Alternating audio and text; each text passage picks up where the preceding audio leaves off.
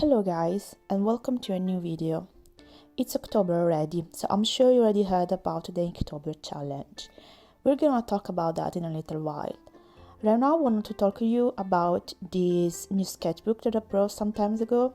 It's called RENDR from Crescent, and I'm really curious about it because they said that it doesn't show through the paper when you use alcoholic marker, and I use alcoholic marker a lot. In this video I'm going to use the ARTEZA Everblender markers, and they're really nice. I really love them, and really curious to use it on this paper because all my sketchbook always bled a lot and I had to use just one page and it was so irritating, so I'm really curious about this one.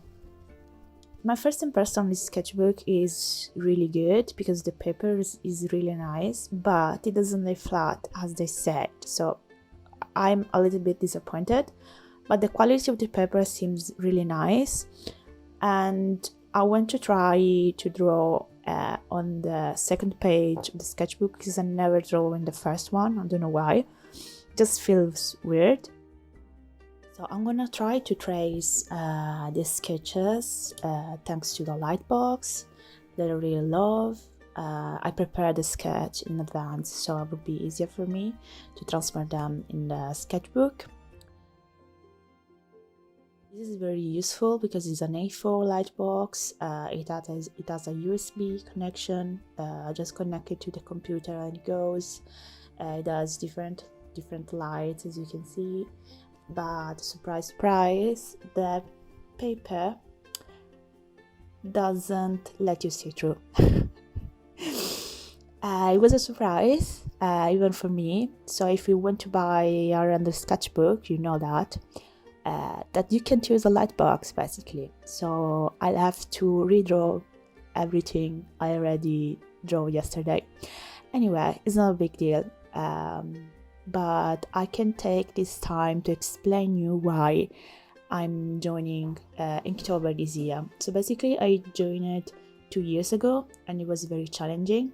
I had just purchased an iPad Pro and I wasn't really comfortable with Procreate, so it was a nice way for me to get used to it, and it worked. I believe that a full immersion when it's about to learn something is really effective, and it worked. At the end of October that year I was really comfortable with Procreate, so this year I wanted to do the same with the brush and the ink because it's been years since I used a brush and I really miss it. I love the feeling of the brush on the paper and how you can do a line with a brush. It's a really nice effect. So I said, why not? Let's just try this new sketchbook. And then Inktober was coming. I thought, why not Inktober prompts? So I will use this, I'm going to use for ink this brush that is winsor&newton Series 7 and is a 0 tip, and even though it may look a little too small, I can assure you it's amazing because you can get those very small thin lines and big ones too, because once you press it, it's going to get bigger. And I've been using this winsor&newton black ink, and can you believe it? I brought it like 2 or 3 years ago and it's still working. Like, I don't know if these things expire or something. Anyway, of course you'll need a jar of water, and I'm gonna test how to use a brush because, like I said before, it's been years since the last time I used it. So I'm gonna test it like a little bit. So here I'm testing the brush. As you can see, I'm doing very small lines, very thin lines, and some thicker lines. I really love this brush. Honestly, I bought it like 2 years ago, never used it. Now I'm testing the marker, the ARTEZA marker, to see if it's smudged or if it bled or something, and it doesn't, and it's amazing. So I can start inking. I have to be honest, I'm a little bit scared to test out the brush It's a little bit scary to start again, but I was worried about making mistakes. But it's really amazing. I love the feeling. The paper is very smooth, so I think it's okay to use inks in this paper too. It's a mixed media paper, so should be okay to use other mediums and not just alcoholic marker. The first prompt, like I said before, it was fish, so I decided to draw a very cute Japanese dessert that it has a shape of a fish, and I decided to draw my new character, the sad froggy. For now, let's call him this way, the sad froggy. Of course, he's always crying because he's always sad inside the dessert. I'm also going to use a fine liner, always ink based, to do the tiniest little things, because it's nearly impossible to do it with the brush. And yeah, after waiting for a while, I decided to erase the pencil. I started to coloring with the markers. You will be able to check the codes and the names of the color down below, so don't worry about it.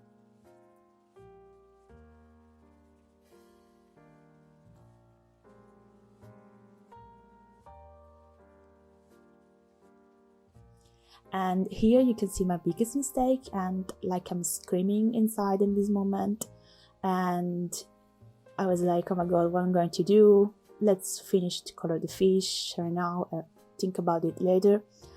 And I have to say that when you ink traditionally, you have to embrace the mistakes. So I decided to make an adjustment on the inking process. So I'm going to use, like, to make a full cheek for the fish.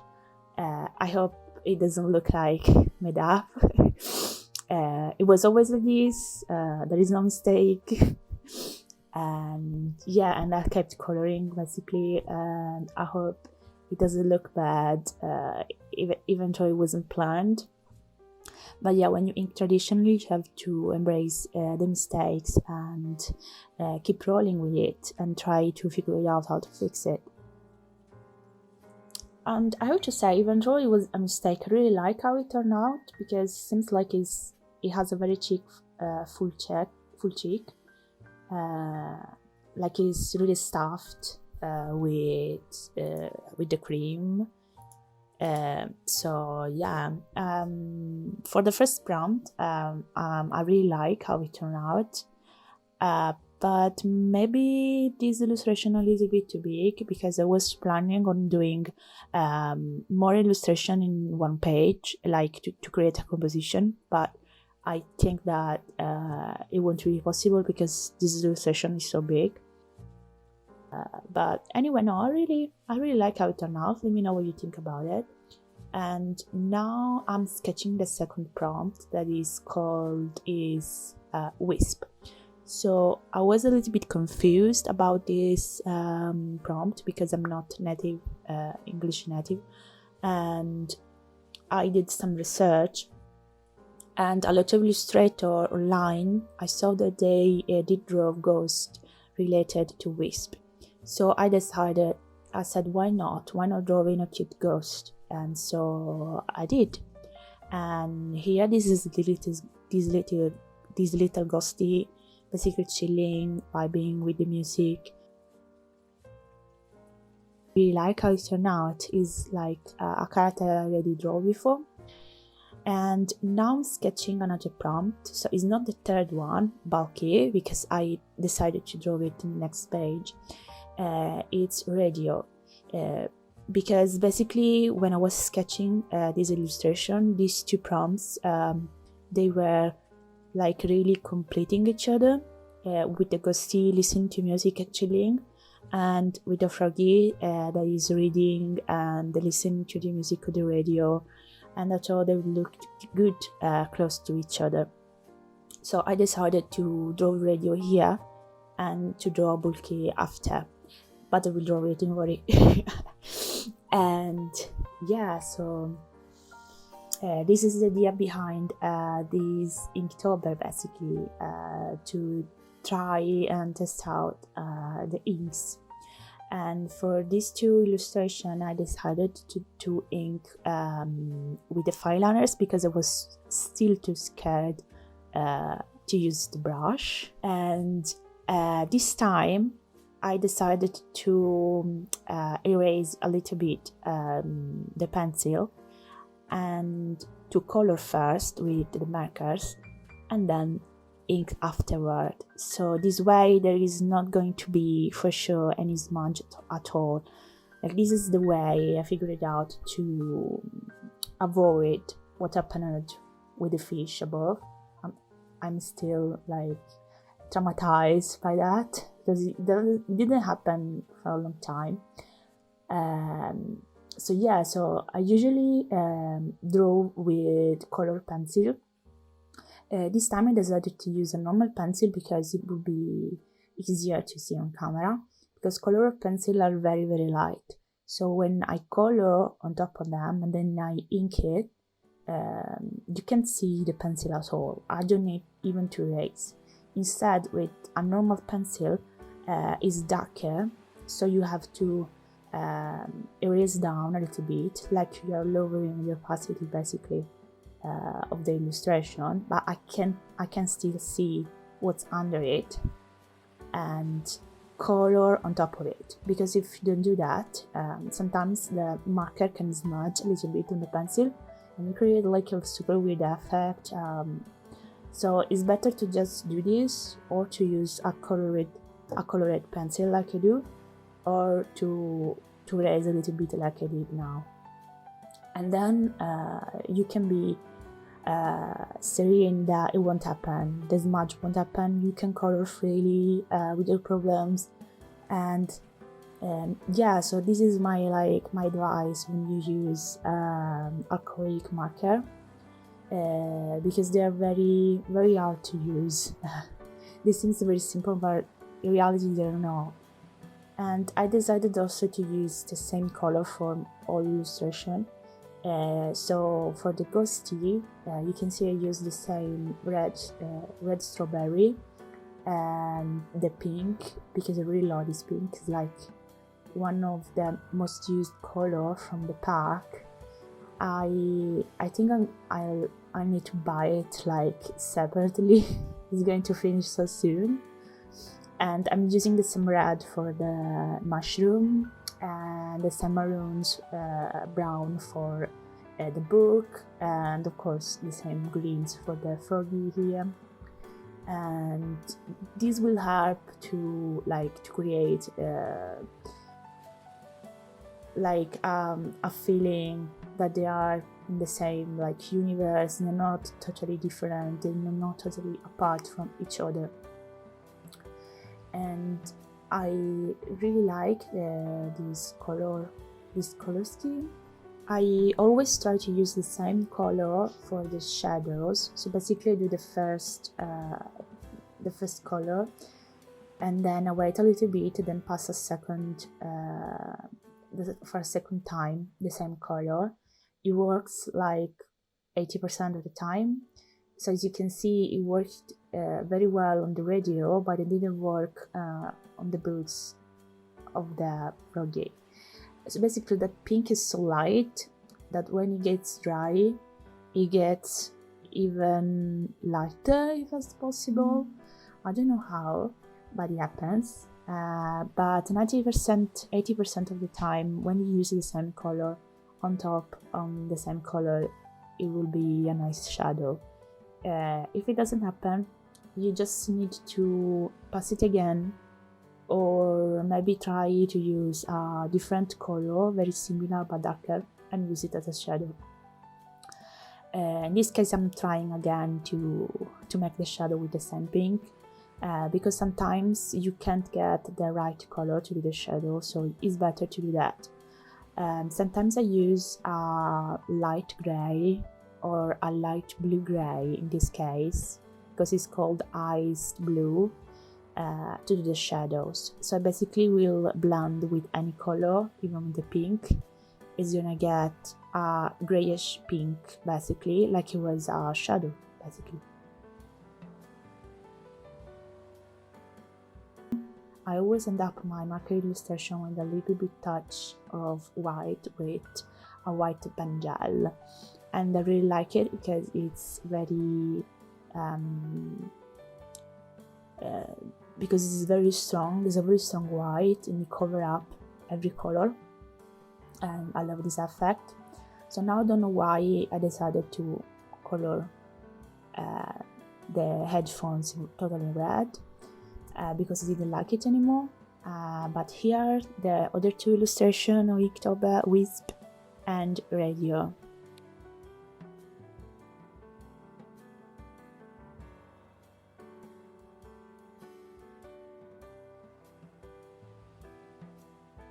Now we're gonna see how the page is, and it's totally white.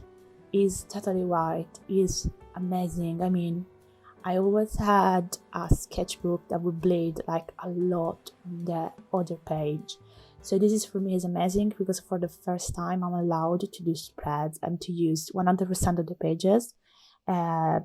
Because before I couldn't. I really couldn't. I just had to use one page. One every 2 pages basically, so it was like a waste of paper for me. But I kinda got like, yeah, okay, I have to do it because there are markers. That's how it is. Well, now we have a sketchbook that doesn't blend. It's amazing. So if you're using alcoholic marker like me, I really suggest you to buy this one. Because yeah. Just because of this reason. I don't care if it doesn't lay flat anymore. Just take my money. So now I decided to be brave again and to use the brush again, and I'm really happy I did it because the Candy Monster is it has very smooth lines and very curvy lines, so I really enjoyed it inking them with the brush. And this prompt is bulky, so like I said before, I decided to do bulky here because it just was more coherent with the other prompts. And in this case the Candy Monster is the bulky one because it's basically just getting the froggy out of the top of his eye, the top of the mushroom. As bulky it is, it doesn't realize it though. It just want to share his donut with the sad froggy that is struggling. It is just falling down from the mushroom. So I really like this concept. I think it's really funny. I hope you like it. And now we'll be moving on the coloring process with the alcoholic markers. I really like them. They're very pigmented, and this is again the same pink. Is the bubble butt pink from the pack. It's a very bright pink. I really like it. It's really pop, and it's a perfect pink for the Candy Monster. And I'm using the same very color for the froggy here. I like his expression. And yeah, it's really, I think it's really funny. And I really like the mushroom too. It's the same strawberry red from before. And as always, I will finish the touches with the pen gel, the white pen gel. And I think I'm very satisfied with this one because for the inking part I'm very satisfied because I was so scared before, but I think with this illustration I got more confident with the brush. Moving on for the next 2 prompts. In this case I merged 2 into one. So basically one of the prompts is blade while the other one is rodent. So of course I had to do a cute mouse because what else you can do with rodent. And I decided to draw the froggy with a blade, and he's crying because he doesn't know what to do with it. He's scared by the blade himself. While the mouse is a little bit confused, like what's he doing. There are some carrots here. Why are we supposed to share the carrots? I don't know what was crossing my mind, but I really like it. And yeah, I'm very confident in this one. I'm doing smaller strokes, as you can see. So maybe I wouldn't do that. I would be more scared and use a pen instead. While I'm using the brush, I'm really happy about this because it's been like a long time since I used it. So of course the smallest detail, the tiniest, let's say they're gonna be always done with the pen, with the ink pen, because of course there are limits to the brush. But I'm really proud of myself, and I did a small mistakes in the air with the mouse, but I managed to fix it, always thanks to the pen gel. Thank you, pen gel. It always saved me. And yeah, because we still need to fix all our mistakes when we do traditional drawings. And here I'm using again the same color combination for the frog, and I think I'm lucky because I imagined the mouse as a white mouse, so it would be a problem because the white is gonna stay. Even if I color it, it's gonna stay there, so it won't be a problem because the mouse is gonna be white. And I'm really happy with this illustration. I don't want to sound too proud of myself. Yeah, but I really like it. It's very cute. The mouse is very cute. I think this is like the first time I draw a mouse, a cute mouse. Maybe I draw like a realistic mouse, but not a cute one.